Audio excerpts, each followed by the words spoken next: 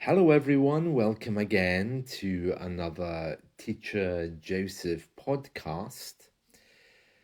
The weather here in the UK this morning is terrible. It's dark outside. I can hear the wind blowing.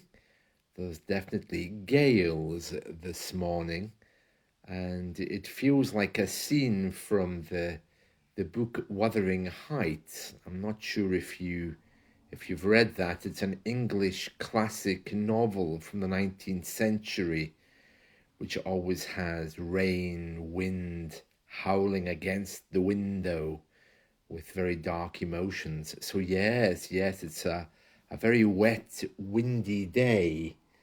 It feels like the middle of winter. Anyway, moving on, we're still on this subject of libraries, and we've been going through a few things in my weekly lesson and yesterday as well. We were talking about libraries here in the UK.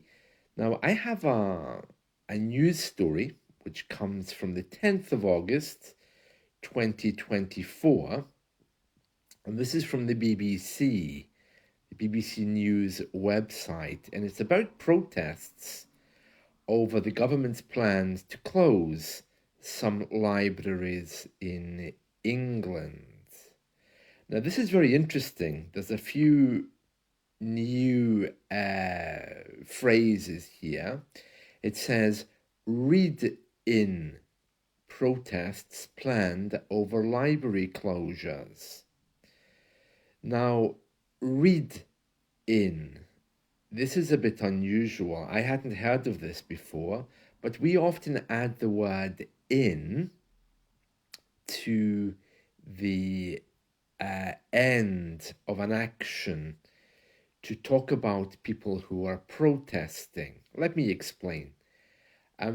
If I decide to go to my local library and protest, if I go in there and refuse to move and barricade the doors so no one can get in or out or get close to me, that's called a sit-in. In the 1960s, sit-in protests were very common. You didn't wear shoes, you went to a place, you barricaded yourself in and you refused to leave. That was called the sit-in. And then you kind of like played the guitar with Joan Baez songs. Of course, I'm too young to remember these days of the 60s, but I do remember some protests in the 70s. Sit-ins were very common. You basically went to a bank or a place that you were protesting about. You locked all the doors so no one could get in, and then you and your friends ate sandwiches, played the guitar, sang songs all night demanding change. Well, things have moved on from those days. There are still sit-in protests happen, but they were largely peaceful, I mean, compared to today anyway. But here in this news report, they've changed sit-in to read in. And I think what they mean by that is that people barricade themselves in, but instead of just sitting there, they read. Not exactly what I would call a successful protest, but that's just my opinion. So we're going to read what a read-in protest looks like. I've heard of sit-ins. I've never heard of a read-in. And there's also another one here that says there's a knitting protest. A knitting protest. I mean, it's hardly a protest, is it? You know, knitting is what little old ladies do with those two sticks. You know those two sticks that look like chopsticks? And they create lovely, nice, woolly jumpers. How can that be used as a protest, I wonder? If you don't leave me alone, I'm going to knit you a jumper. Oh, big threat, woman. Yeah, watch me run. Anyway, let's read through this story. So it says, read-in protests planned over library closures. And it has a picture of a library here, looking miserable in the rain. It says here, campaigners are set to stage read-in protests at libraries earmarked for closure in Nottingham. Nottingham City Council announced in May it was planning to close four libraries in a bid to save £1.5 million over 2 years. The move has been met with anger from some users who staged a knitting protest. Sorry, I don't mean to undermine or laugh at anyone, but really, a knitting protest? Maybe I should create a learn English protest. If you close my library, I'll teach you English. Oh yeah, that'll really frighten everybody. It says here, a consultation on the potential closures ends on 19th of August. So I don't know what the outcome was, but I doubt very much if knitting is going to help. The Save Nottingham Libraries group said the read-in protests would see library members selecting books to read together. Yeah, in a peaceful demonstration of solidarity, adding they hope to encourage new members to register at threatened sites. Well, if they don't go to the library when they're operating normally, they're not going to go when the government threatens to close them, are they? It seems very strange. It says here, Sean or Shean Steens, that's a Irish name, I think, from the Save Nottingham Libraries group said it was disappointed to have to resume campaigning after fighting off a bid to close these centres in 2022. Okay, so the government tried to do this before. Nearly 3,000 people responded last time, with 2/3 opposing closures, but it looks like those closures went ahead anyway. The City Council was asked to comment for the BBC, but says it faced a daunting and challenging task regarding its finances. Yeah, I mean, if no one's using libraries, why would you keep them open? Which again brings the question, well, why did they create a library here worth millions if nobody's actually using it? There's a picture here of an old lady knitting. She says that this is her knitting group, which is used as a protest against closures. Dozens of people gathered with their knitting gear. Oh, I'm scared already.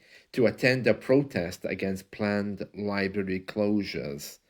Nottingham City Council announced in May it planned to close 4 libraries across the city as it tries to save money. Yeah, I know that English councils, English local governments, have all been going bankrupt. And even here, there's been big questions asked about how they're going to carry on with their finances. Well, one really good way would be to stop having debates on crazy things. It says here, members of affected libraries, including Knit and Natter groups.